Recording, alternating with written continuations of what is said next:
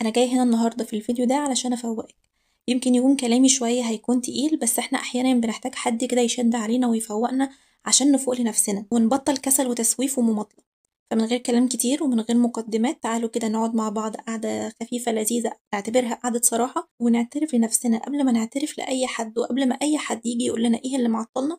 تعالوا احنا نعترف لنفسنا ايه اللي بيعطلنا. أوقات كتير اللي بيعطلنا وبيوقفنا هو الكسل وحبنا للراحة. طيب هل أنا بس اللي كسولة وباحب الراحة والناس كلها لأ؟ طب هل ده عيب فينا إحنا بس؟ بس الحقيقة إنه لأ، ربنا خلقنا كلنا بنحب الراحة. طب بس اشمعنى في ناس كتير بتوصل وبتنجح وبتكون نشيطة أغلب الوقت؟ الإجابة إن بكل بساطة إن الناس دي قاوموا كسلهم وتحدوا نفسهم وصبروا كمان على نفسهم وما استسلموش للكسل والراحة. بس إحنا دايما بنشوف الصورة من بره، لكن مش بنقدر نشوف التحديات الداخلية أو الصعوبات النفسية اللي ممكن أي شخص يمر بيها عشان بس يقوم من مكانه أو يعمل أي حاجة. فبالتالي بيبان قدامنا إن قد إيه الموضوع سهل، بس في الحقيقة هو مش سهل، هو محتاج شغل وصبر وإرادة وإصرار ومعافرة، ومحتاج حاجات كتير أوي عشان ناخد الخطوة. فهتلاقي إن الناس دي عرفت تتحكم في نفسها وما سمحتش للكسل إنه يسيطر عليها. فنفسنا محتاجة تتروض بالظبط زيها زي الفرس اللي مش متروض، ومحدش بيركبه في البداية. لما حد بيجي يركبه مش بيسمحله، وهيقاوم وهيعافر، بس بالتكرار والتدريب والمحاولات المتكررة والمختلفة واحدة واحدة هيبدأ يهدى ويسمع الكلام. فنفسك نفس الفكرة بالظبط، محتاجة برضه ترويض، ومحتاجة تحاولي معاها مرة واتنين وتلاتة عشان في النهاية تبقى هي اللي تحت سيطرتك وانت اللي تتحكمي فيها مش العكس. طب انت عارفة ان الكسل بيجيب كسل، والخمول والراحة بيجيبوا خمول وراحة، وكذلك الشغل بيجيب شغل، والنشاط بيجيب نشاط. كل حاجة بتشد اللي زيها. ولما تحسي انك فاقدة الشغف وفاقدة الطاقة وما عندكيش طاقة حتى تقومي من مكانك، يبقى لازم تقومي من مكانك وتتحركي، لان الطاقة مش هتجيلك لوحدها، الطاقة بتتولد بالحركة. فقومي وواحدة واحدة هتلاقي الطاقة بتيجي. المهم بس انك تبدأي وتكسري حاجز الكسل. واللي هيساعدك كمان انك تتخلصي من الكسل ده هو الدعاء اللي ربنا علمه للنبي، عشان ربنا عالم ان احنا قد ايه هنكون كسلانين وان الكسل هيشدنا لتحت. فعلمنا نقول اللهم اني اعوذ بك من الهم والحزن، واعوذ بك من العجز والكسل، واعوذ بك من الجبن والبخل، واعوذ بك من غلبة الدين وقهر الرجال. ومن غير ما تفكري بعد ما تقولي الدعاء ده قومي بسرعة من مكانك واتحركي. لو كنتي مثلا رايحة تصلي قومي على طول صلي، او لو رايحة تخلصي اي حاجة وراكي قومي على طول من غير ما تفكري. عدي من 1 ل5 وقومي جري اجري من مكانك. وخلي بالك من المكونات اللي بتحطيها في طبختك عشان دي اللي هتدي الطعم النهائي والنتيجة النهائية. فلو كانت المكونات بتاعتك مثلا نوم متأخر، يبقى النتيجة أكيد هتكون صحيان متأخر. ولو كانت المكونات إن ما عندكيش أهداف وتنظيم وقت، النتيجة أكيد هتكون حياة ملخبطة وطاقة ضايعة وخلصانة على الفاضي. وطبيعي في النهاية هتبقى الحياة مليانة كسل وخمول وضياع. وطول ما انتي كسلانة اعرفي ان محدش بيخسر غيرك، محدش بيضيع وقت وعمر وصحته على الفاضي غيرك. وغالبا هينتهي بيك الحال على الهوامش، على هامش كل حاجة في الحياة، سواء نجاح او تحقيق اهداف او سهر. فهل انتي ده يرضيكي انك تكوني بعيدة ومنسية ومحدش يعرف اساسا بوجودك؟ لو الاجابة يرضيني يبقى الفيديو ده مش ليكي، يبقى تروحي بقى تكملي تضييع وقت في مسلسل او نوم او في اي حاجة تانية. اما لو الاجابة لا، يبقى كملي الفيديو ده عشان تستفيدي. طيب اذا انتي عايزة تغيري حياتك وعندك اهداف واحلام، يبقى ليه لسه قاعدة تضيعي وقتك وعمرك في الفون؟ ليه قاعدة تضيعي وقتك واغلى ما تملكي وهو وقتك، وتديه لناس تانية يعني بيعملوا حاجات تافهة ويبقوا مليارديرات من وراكي عشان بياخدوا اغلى ما عندك وهو وقتك؟ وسبحان الله، وفجأة كده وانتي قاعدة سرحانة هتلاقي كل اللي في سنك أو أغلب اللي في سنك، اللي جاب عربية أحلامه واللي جابت شقة أحلامها واللي سافر واللي عملوا كل حاجة، وانتي وأحلامك لسه قاعدين جنب بعض، والآخر ترجعي تزعلي. طب ما تقومي وتتحركي من مكانك وتغيري حياتك، ما تقومي وتبطلي كسل شوية وتشتغلي على نفسك وعلى أحلامك وتعملي حاجات جديدة وتتعلمي حاجات جديدة. وعلى فكرة وانتي عارفة الكلام ده كويس إن محدش غيرك هيغير حياتك، انتي بس اللي تقدري تغيريها، انتي بس اللي عارفة الطريقة. وما تقعديش تشتكي وتقولي اصل الظروف واصل اهلي وابويا وامي، ياما ناس ظروفها اصعب واسوأ من ظروفك وبينجحوا. وكل ما كانت ظروفك صعبة ووضعك صعب كل ما كان نجاحك كبير وليه معنى. فاقعدي مع نفسك وفكري وشوفي هتبدأي منين وهتبدأي ازاي. هتبدأي مثلا من نومك اللي بايظ ومتلخبط، ولا هتبدأي ببيتك هترتبيه وتنضفيه وتتخلصي من الكراكيب والحاجات اللي انت مش محتاجاها، ولا مثلا هتبدأي تاكلي اكل صحي، ولا بالشغل ومستقبلك واحلامك. شوفي ايه الحاجة اللي انت عايزة تبدأي بيها، وايه الحاجة او اكتر حاجة انت محتاجاها وابدأي بيها. وحتى لو كانت كل حاجة حواليكي في أسوأ حالاتها تقدري تصلحيها. انا هنا جايلك من المستقبل، وانا كنت في مكانك في يوم من الايام. قمت كده في يوم من الايام بصيت على كل حاجه حواليا، حرفيا كوارث كوارث في كل اتجاه وكوارث في كل الجوانب.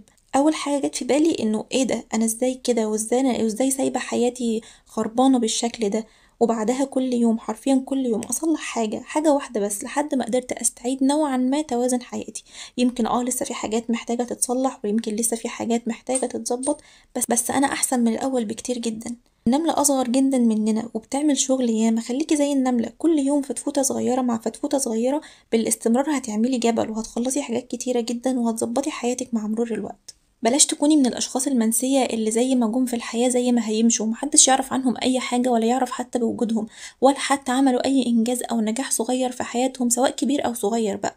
ومهما كان عمرك ومهما كان وضعك ومهما كانت ظروفك، عمرك ما هتكوني أصعب من اخواتنا اللي في الحرب وفي الخيام ومكملين وبيدرسوا وبيحاولوا، وكلنا حرفيا شايفين ده. انتي بقى قاعدة مستنية ايه؟ مستنية ايه اللي يحصل عشان تتحركي بجد وتقومي تقاومي الكسل وتقاومي ظروفك وتقاومي وضعك؟ قومي حسني من حياتك ومن دخلك ومن مستواكي، محدش هيجي يظبط الدنيا دي غيرك.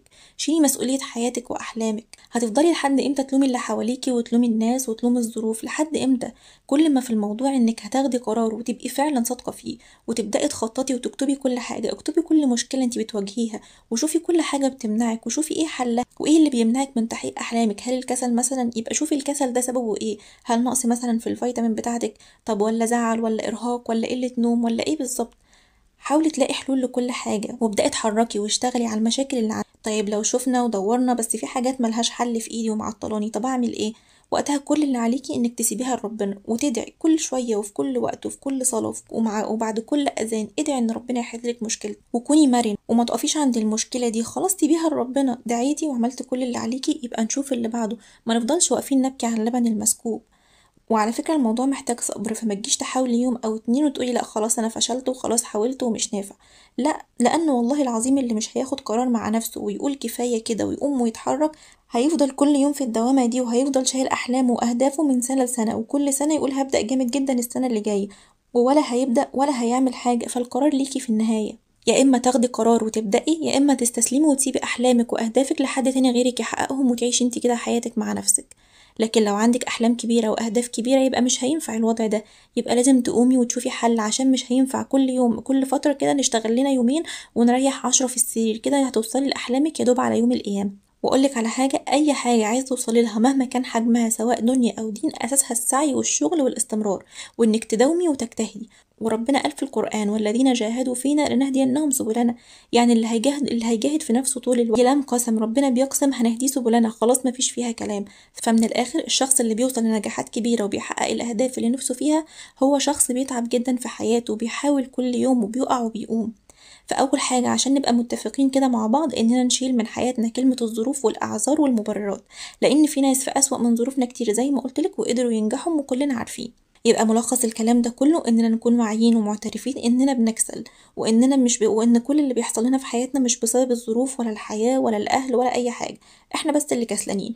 وأواجه نفسي بالحقيقة إن في كام هدف وكام حاجة كان المفروض أعملها وما عملتهمش بسبب بس إني كسلان أو إني كسلانة. تاني حاجة، هتاخدي قرار ان المهزلة دي لازم هتنتهي ولازم هتخلص وهنفوق لنفسنا، وانه قليل دائم خير من كثير منقطع. كل يوم هناخد بس قطعة صغيرة من التورت، على اخر الاسبوع هتكون التورتة خلصت. وافتكري وحطي قدام عينك الخساير والحاجات اللي لو مقمتيش واتحركتي دلوقتي هتخسريها، زي وقتك او صحتك او عمرك او شبابك. شوفي ايه اللي بيخوفك وقومي واتحركي عشان ما تخسريهوش. وحاولي على قد ما تقدري تبعدي عن التليفون والمشتتات اللي حواليكي، سواء بقى مسلسلات بالساعات او افلام. شوفي بتضيعي وقتك في ايه زي ما قلتلك وظبطيه.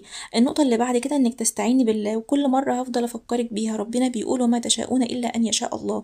يعني لو انت شئتي انك تكوني انسانه نشيطه والناس كلها حواليكي شاءت انك تكوني انسانه نشيطه، بس ربنا لم يرد انك تكوني انسانه نشيطه، يبقى عمرك ما هتبقي. عشان كده بقولك دايما ادعي في كل وقت وفي كل صلاه، واستعيني بالله. ادعي في كل سنه ربنا يرزقك القوه والنشاط، وما تقوليش دعيت مره او اتنين وما حصلش حاجه. لا، ادعي تاني وتالت ومليون. والحي في الدعاء زي العيل الصغير كده، لما بقى عايز حاجه او بيطلب حاجه بيقعد يلحي فيها لحد لما نعملها له. فالحي في الدعاء لحد ما تستجاب دعوتك. وزي ما قلتلك قبل كده، ما تنسيش دعاء الكسل. ونقطه كمان في موضوع الدعاء ده، من الحاجات اللي هتخليكي تقوي كمان هي الذكر. خلي على لسانك دايما لا حول ولا قوه الا بالله. كل ما تلاقي نفسك مش قادره قولي الذكر ده، واستمدي الحول والقوه من ربنا. الذكر هيخليكي تهدي جبال، وكل حاجه انت شايفاها كبيره وصعبه هتبقى اسهل حاجه عليكي. وخليكي عارفه دايما اللي مع ربنا ما بيخسرش. عشان كده دايما هفضل افكرك وافكر نفسي معاكي انه في كل وقت وفي كل خطوه ادعي ربنا الاول، وخدي بالاسباب واعملي اللي عليكي، وبعدين سيبي بقى الباقي على ربنا.